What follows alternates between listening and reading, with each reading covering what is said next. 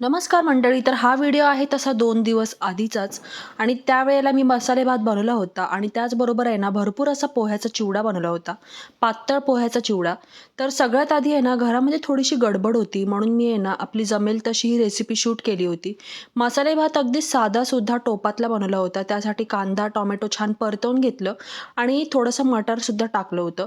आवडीनुसार थोडेसे कोरडे मसाले टाकून छान परतवून घेतल्यानंतर त्याच्यामध्ये स्वच्छ धुतलेला तांदूळ टाकला आणि सगळं छान असं एकजीव करून परतवून घेतलं. वरतून आहे ना थोडंसं गरम पाणी टाकलं आणि त्यानंतर आहे ना हा भात आहे ना झाकण ठेवून मी शिजायला ठेवलं होतं. आता भात शिजून होते ना तोपर्यंत इथे साईडला पातळ पोहे छान चाळणीतून चाळून घेतले होते आणि तेच भाजायला घेतले होते. आता पोह्याच्या चिवड्याची रेसिपी मी तुमच्यासोबत अगोदरच आहे ना आपल्या चॅनलवरती शेअर केलेली आहे. तुम्ही नसेल बघितली तर बघून घ्या.